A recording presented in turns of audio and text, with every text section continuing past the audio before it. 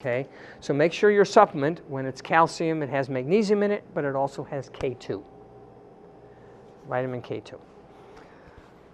Okay, so always try to find the healthy alternative to a drug, and there are many of them. Okay, as I said earlier, one of the biggest issues many times are given drugs are for depression. But getting a good microbiome is one of the best ways. It's even better. If you've got a good microbiome, you're going to be able to eliminate the Prozacs and all that kind of stuff. Okay? So really there's some good alternatives to many of the common drugs that are given. Does anyone know this, that the curriculum for our medical schools, 70% of the curriculum for our medical schools is put together and devised by the pharmaceutical companies? So what do you think is going to be, the doctors are going to learn what? They're going to learn how to dispense drugs. Now, many times they're needed, but more often than not, they're not needed. And as I said in the first slide, the average adult in the U.S. is on 5 prescription medications a year, daily. They're on 5 prescription medications. And there are many of them that need to be, that have alternatives. My rule of thumb is that if you're on 3 of them, the next ones are usually given to overcome the side effects of the first 3. Okay? So there's problems with that. Okay. Find a good alternative. So what can you do? What action can you do to become healthy? First of all, I think it's important to set health goals. Now, I'm not a big fan of just saying, I want to be healthier. That's not really a goal, okay? You want to lose 20 pounds. You want to run a race. You want to sleep better. You want whatever it is, okay? But set a health goal so that it's not just a nebulous thing, okay? That's a very important thing. Now, you don't have to be healthy, but the tools are out there for everybody to be healthy, okay? There's many examples of people who were very unhealthy and they got a big scare in their life. They had a heart attack, or they got to a weight that they couldn't accept, and they said, and they make dramatic changes in their life. But that's where a health coach comes in, is to be able to guide you, a person who knows what to do, when to do it, and how to motivate you. It also helps too, I don't know if any of you have this, if you have a significant other who's not very health oriented or who discourages you. That's why when I see people coming in together, it's important that people be on the same page in the house. Okay? Very, very important. Learn to eat and what to avoid. Most of this is pretty obvious, but again, it comes down to customization. I give you an example of what I did. I was vegetarian for a long time, and then I started to get tired and fatigued and so forth, and I realized I was not getting enough protein in. So I added eggs, and I added wild fish, okay?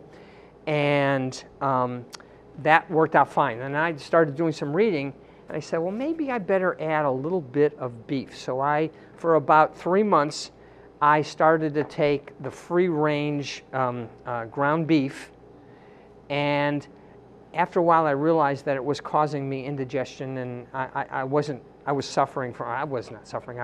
not feeling real good, so I eliminated that. So I found out what works for me and what doesn't work for me, and I really am very, very good with my own diet now. So for yourself, find out what works, what doesn't work, make some alterations now and then, be open to slight changes. Just a word on vegetarianism. For a short term, it can be very, very good at helping you detoxify and so forth. But vegetarians need to be very careful because they're very B12 deficient. They're generally very protein deficient, and that means the breakdown of protein is the amino acids. And they are very sulfur deficient, which is something that helps you detoxify in the body. okay? So it can be a healthy diet for the right people, but there's some real pitfalls if strict vegetarianism, okay? And I know because I was that for a while. Identify toxins in your life, okay? I can tell you that things that we put on our skin can be very unhealthy, and where you can avoid putting things on your skin, try to do that because it gets absorbed. I learned this lesson because I went on a television show, and what do they do before you go on in front of the cameras? They put makeup on and so forth, and I kept it on the rest of the day, and when I went at the end of the day to take it off, very little of it got off. So that told me you're absorbing a lot of that in, and a lot of the chemicals or the makeup and skincare has heavy metals in it, has all kinds of toxicity in it, so be very careful. There's some very nice lines of cosmetics and skincare products that are all natural, okay? One of the things I recommend is a lot of what I put on my skin and so forth is coconut oil. Okay, coconut oil is very good because you need coconut oil, and when you absorb that, that's very important. Okay, so identify toxins and improve your pathways for detoxification. That's important. I really strongly recommend everybody take a genetic test. You only have to do it once, and it really guides you. I can't tell you how many people have done this, and they say, oh my God, I knew what to avoid now because of my genes, and I lost 20 pounds, and I gained incredible amounts of energy, and my siblings all had this disease, and now I'm preventing that and so forth. So get a genetic test. I highly recommend that. I thought that would be a separate test from the one that I had. Yeah, yes. Okay. The genetic test is a cheek swab. You take a cheek swab, you send it off to the lab, and about 5 weeks later they tell you exactly what your genetic makeup is and what areas you need to focus on. They interpret it, or I interpret it, whatever, and it tells you exactly what areas you need to focus on. You're more susceptible to heart disease, or you can't detoxify, or whatever. And so that's important to do that. And you do administer those? Yes, absolutely. Absolutely. So that's something that I would recommend everybody get. And identify and pick your healthcare team, okay? Whoever that is, if it's a chiropractor, or it's a doctor you like, or it's a acupuncturist or a nutritionist, identify them before you have emergencies, okay? When you have an emergency, you kind of like go to whoever is going to solve the problem, okay? But it's good to get a team together that agrees with you philosophically, okay? That's important, very important. So that's what I help people, is to put together their team that's going to work with them. And that's what we're doing with Deborah, is helping you get a team that helps you get healthy. And next is physical activity. You cannot be healthy unless you're physically active. Now, that remains, that differs for everybody. And some people can be much more physically active than others, okay?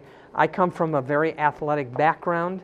I've run a couple of Ironman triathlons. I've done, many, many marathons and so forth. So I know the value in physical activity, and I work out probably every day, almost every day. And it helps the brain, it helps the muscles, it helps the bones, it helps GI system, immune system. You can't be healthy unless you're physically active. And that includes cardiovascular, it includes resistance training, weight training, or whatever to develop muscles, and stretching too. Any of you who are into and want to lose weight, if you certainly lose fat and so forth, that's great, but also building muscle is very important because it's higher metabolism. Muscle is very high in metabolism, and the more muscle you have, the faster you're going to burn up sugars, carbohydrates, that kind of thing. Now, just one other little thing.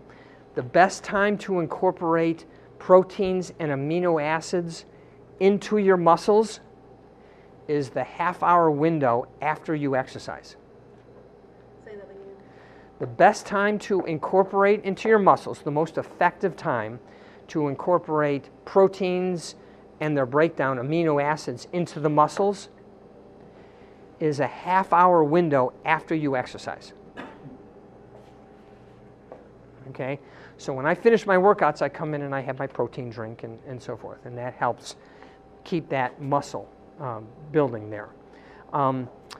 As we get older, one of the things muscle wasting is one of the big problems that older people have, and they become very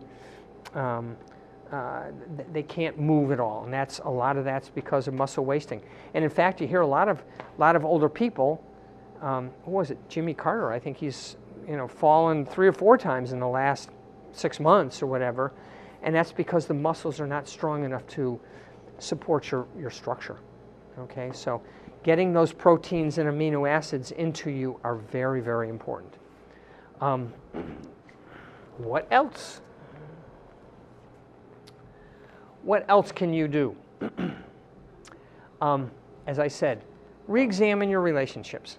Okay, if you've got a relationship that's just sucking your energy out, that's not someone you want to do. It increases stress, it compromises your immune system, that kind of thing. Okay, and so very, very important to examine relationships. Reduce stress any way that you can. Now, we all have stress, and many times stress is good. We're stressed to reach a deadline or something. That's good.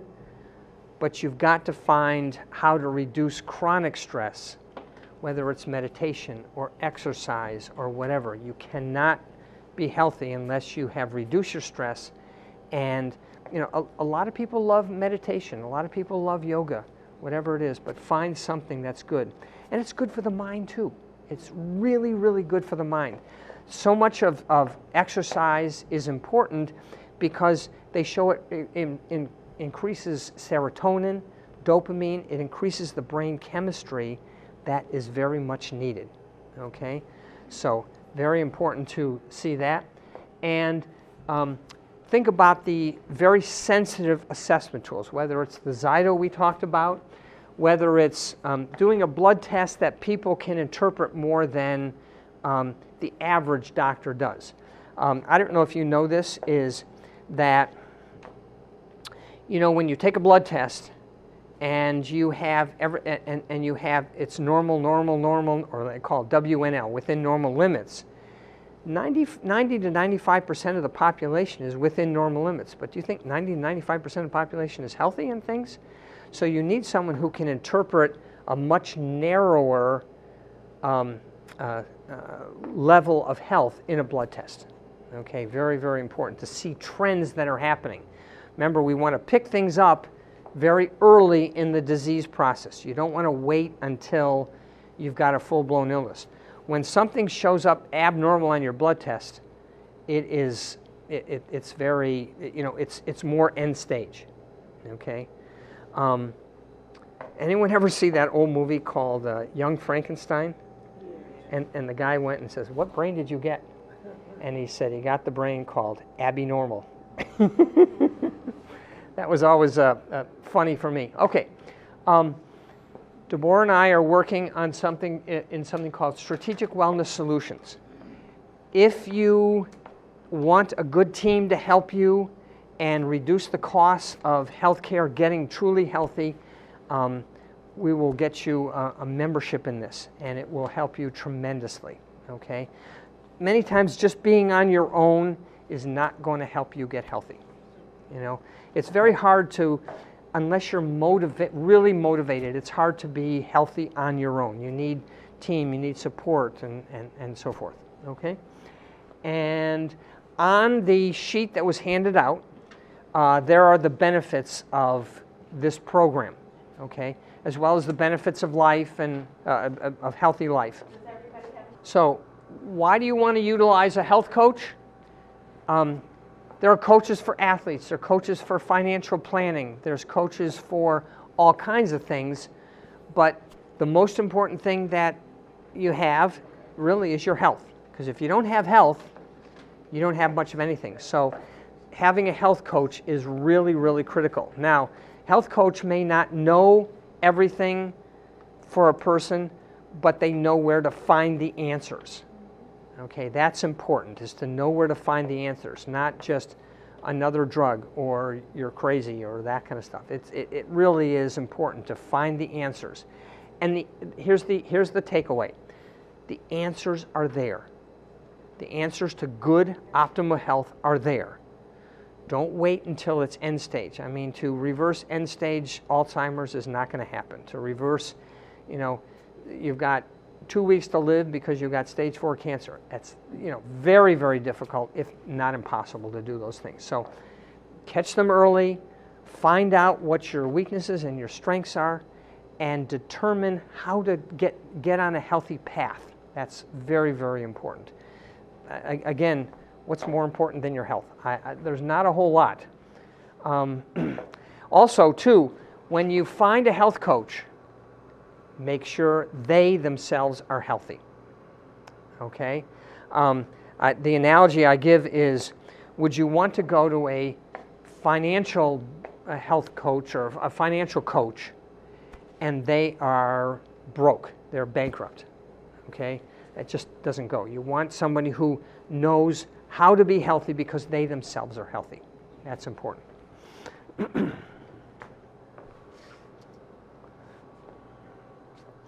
So what is the future of healthcare? Here's a couple of trends that you want to understand. You want to be able to integrate all the aspects of health: nutrition, emotional makeup, spiritual health. You want to be able to integrate all these, and we're understanding that more and more. Unfortunately, our traditional healthcare system is everybody's a specialist. You got a cardiologist, and you got an endocrinologist, and a neurologist, and just a nutritionist, and so forth. And that's not how the body works. The body works very integratively. You need people who are going to understand the best way and the healthiest way and the cost-saving way to be able to get healthy in an entire manner.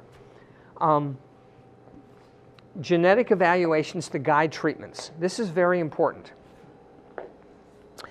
I'm sure all of you know the whole issue about vaccinations. Okay, does it cause this? Does it cause that? And so forth. Here's the solution.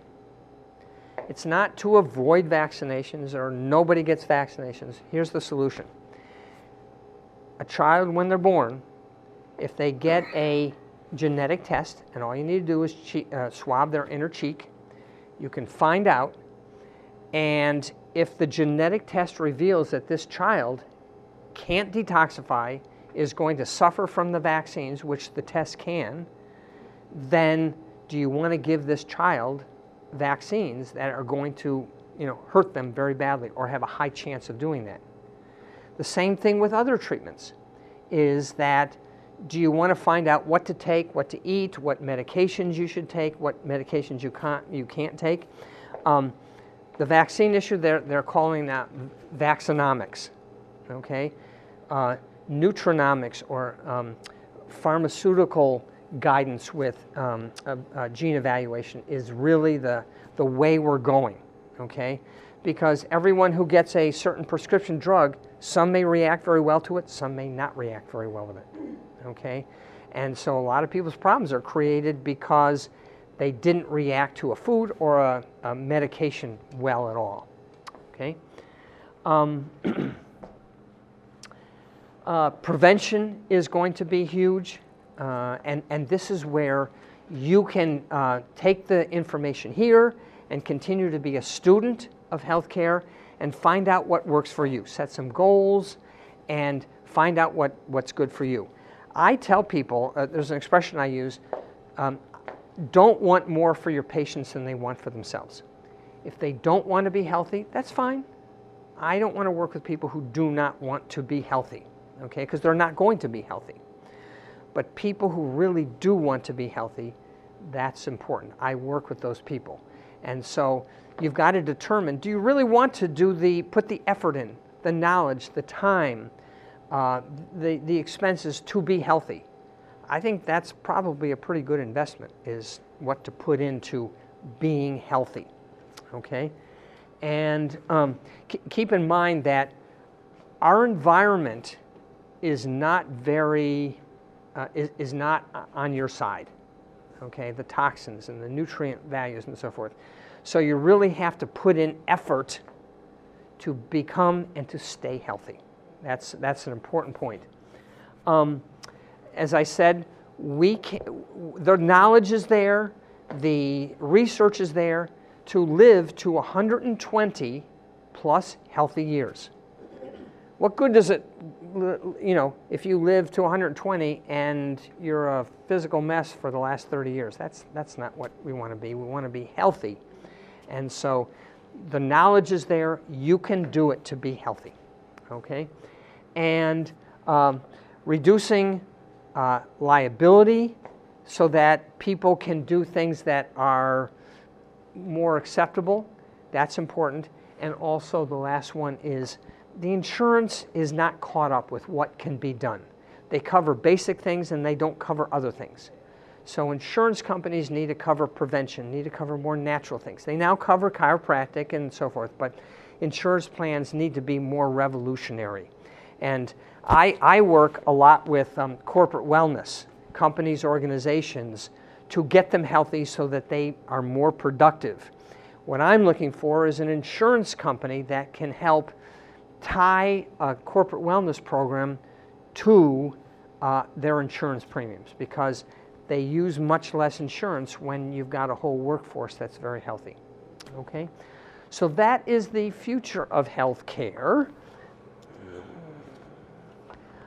Any questions? Anything you'd like me to explain and talk about? And remember, there's a couple things on arthritis.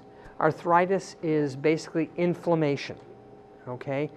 Things that are naturally anti-inflammatory are important.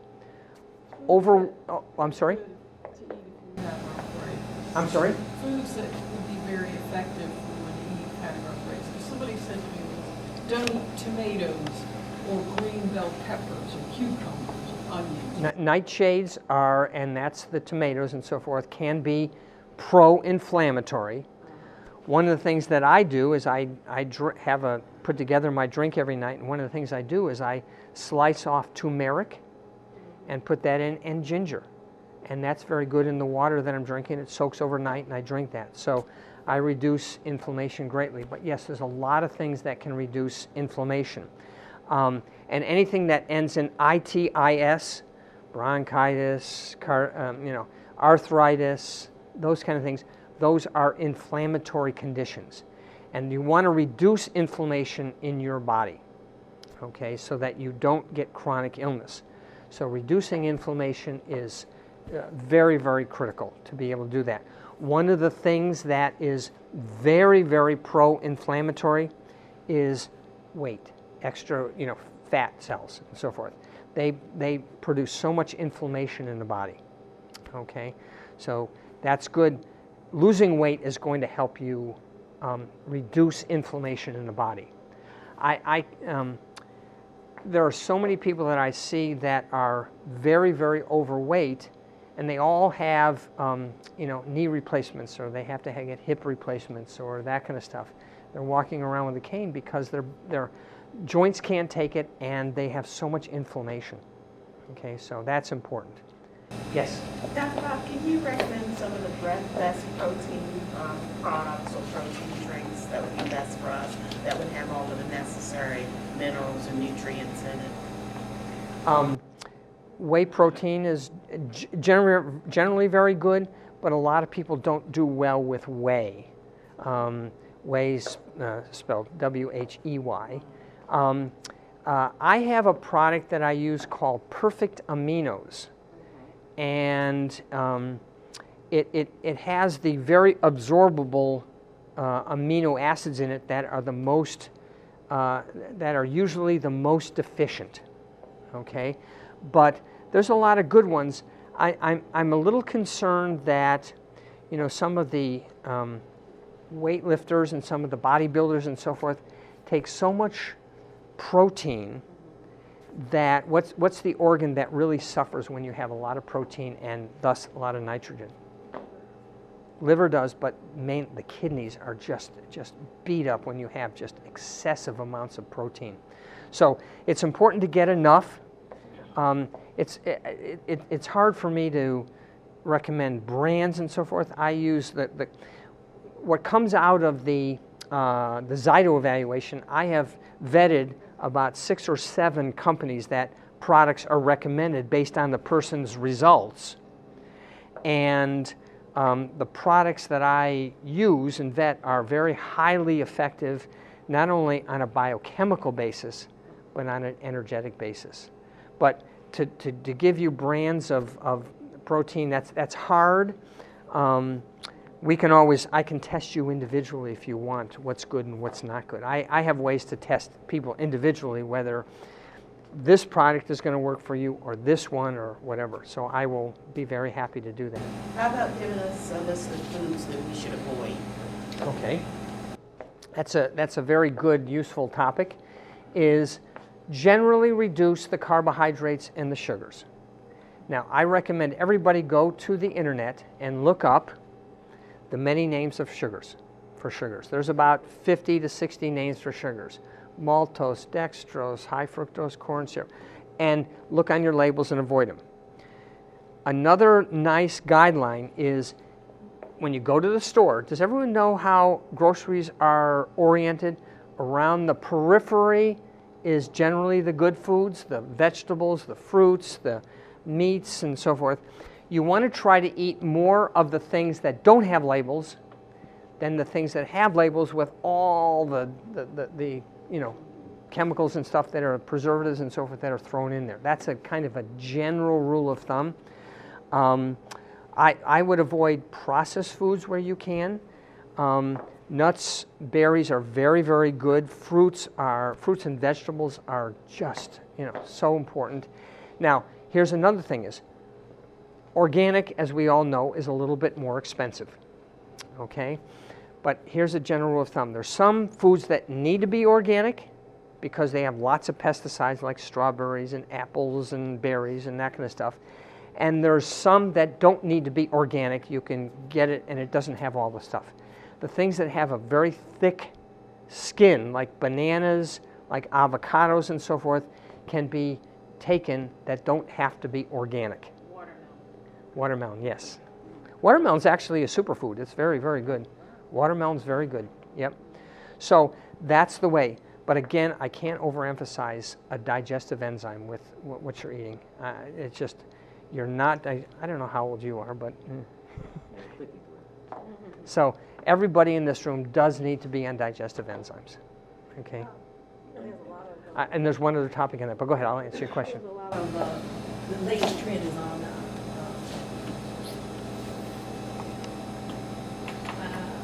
I'm going to tell you the names as it comes back to broth, bone broth. Mm-hmm. So what is your thinking on bone broth and how healthy it may or may not to be? Right. And then when you drink it, it's absorbable. Mm-hmm. Yeah, so I drink it almost every day and it helps reduce inflammation. Mm-hmm. But the key is that it's a liquid. Yes. And liquids are more absorbable than food because it doesn't have to wrestle with the digestive tract. And you can get it at Whole Foods Market, just I down know, the but you street. can also just make it for yourself. You can, it takes 8, 10, 12 hours. I don't have nothing to do between. Yeah, that's great. You know, some people I'd rather pay, but I just want everybody to know that at Whole Foods Market down the street at Arlington, well, at least the one in Reston, there's a bone broth brand in the freezer section, or you can go to Mom's Organic Market and buy it. Bone broth, B-O-N-E. B-O-N-E. So it's made from turkey, bison, beef. They do have vegetable bone broth as well. Is it broth? Is it broth? It's a broth, Okay. yeah. So, but one more thing, beef versus chicken, or does it matter? Depends on your body, Uh-huh. what works for you. Try both and see. Okay, Yeah. I plan. Yeah. Here's another important thing that was raised in that explanation, thank you, is that the supplements we take, the liquids, the homeopathics, are much more absorbable, much more usable than these pills, Okay, not to say pills aren't good, but many times, many of the pills have part of the constituent that doesn't allow them to be dissolved. And many times you eliminate them and they're not even broken down. So generally speaking, if you have a choice, see if you can get liquid or whatever, then the other term for that is liposomal. Do you know what liposomal is? Lipo means fat, okay? Liposomal preparation of something is much more absorbable. It's absorbed it's absorbed from the mouth down to the stomach and through the mucosa, because those linings are liposomal in nature, and so when you get a liposomal form of a medication, it's going to be much more easily absorbed, and that's what you want. If you're taking something just because it looks good on the label and you're not absorbing it or digesting it, that's the same way with foods. You need to digest them and get them into your system. Before, I want to ask you to make one recommendation too, but before I do, one of the things that, again, digestive enzymes are very good for, does anyone suffer from acid reflux or gastric reflux? Okay. What does Larry the Cable Guy recommend? What does, all the people recommend for acid reflux? Antacids or some other medications. That is just the opposite of what you need. You need more acid to digest and keep the stuff keep the food in your GI system and keep it down there. If you're taking digestive enzymes, you're going to get much better digestion than, and you're not going to regurgitate it. The body's trying to reject that acidity and the undigested food, and that's why you get reflux, okay? Whereas you want to keep it there, you want to digest it. I can't overemphasize digestive enzymes. I was suffering from acid reflux for at least the last 18 months. It was pretty bad. Like I would feel the food coming back up and sitting there. But ever since Dr. Bob gave me the digestive enzymes, I take it every time I eat my food. I haven't had a problem yet. So you take it 3 times per day, approximately? Every time I eat. If I only eat 2 times, I'll take it 2 times. But every time I eat, I take it. And it's on average, it's 2 times a day that I eat. And I haven't had that problem. And it's very uncomfortable when you go to sleep at night too. No matter how many hours I would eat before I go to sleep, I would lay down and still feel that. But ever since I've started taking those enzymes, I haven't had the problem. So I'm just so grateful. It's not comfortable. I mean, with the problem I've had is because of the acid reflux, it's affecting my appetite now. Just to the point where, I may not even be hungry on You don't want that reflux. Yeah. So, digestive enzymes, good digestive enzymes with hydrochloric acid is going to keep that in your stomach. Okay. Now, just one little corollary to that. This is really, really important. About 20 years ago, the dietary recommendation was graze all day long. People remember that? Be snacking all day long and keep that energy up. Absolutely wrong. Absolutely wrong. And the reason being is because what happens every time you eat something, whether it's a snack or whether it's a chewing gum or what? More is you secrete insulin. Now, insulin helps take the sugars and so forth and puts them into the cells. But if you're eating all day long, you're snacking all day long, grazing all day long, what happens is you keep secreting insulin. So the cells that are affected by the insulin positively all of a sudden get exposed all day long, 20 hours a day or whatever, are being exposed to insulin. The cells become insulin resistant. And insulin resistant is the beginning of diabetes. Okay? So very important that you're not chewing gum, that you're not, I know that's tough for some people, that you're not grazing all day long, snacking all day long. In fact, what you should be doing, and I neglected to mention this, is something called intermittent fasting. Oh, I was gonna ask you about that. Okay? Intermittent, does everyone know what intermittent fasting is? That you compress your time when you're eating to about 8 or 9 hours in the day. Okay, maybe 10 hours. The rest of the time you're not, maybe you're drinking water or something like that, but you're not eating, and you give your body the chance to rest, the digestive powers to rest and so forth. It also starts training you. You recover in those 14, 15, 16 hours. You recover in that time, and you also train your body to become a fat burner. Now, I'm going to tell you why fat burning as opposed to sugar carbohydrate burning is important. Has everyone made a fire, built a fire in the fireplace or whatever? You put in the newspaper, you put on the kindling, and then you put the logs on, okay? The kindling and the newspaper is like sugar carbohydrate burning, okay? The logs are like fat burning. Now, you put a match in and the paper and the kindling just goes like that. That's what happens when you eat sugar or carbohydrates, pasta and all that kind of stuff. And so what happens is you get a big burst of energy and then it comes down, okay? And so you have this kind of swing all day long. As soon as if you're just eating, you wake up in the morning and you have a donut and you have coffee and pastry and whatever else, okay? And you get this big surge, I can go, and then about 10:30, all of a sudden you start to crave and you got, I can't wait for lunch, okay? You're a sugar carbohydrate burner and the energy's up and down and up and down and up and down all day. When you train your body to burn fats, and it does, you have to train it because it's enzyme systems and so forth, that the body defaults to fat burning, what ends up happening is you get energy like this all day long. Your mood doesn't go up and down. You lose weight because you're burning fats all the time. You normalize your cholesterol. You fairly well normalize your hormones. It really is amazing when you train your body to burn fats. Okay? Did you ever hear of a marathoner when they hit the wall? Did you ever hear that expression? What that means is they've carbohydrate loaded, and about 18 miles in the marathon, they've run out of carbohydrates, and they can't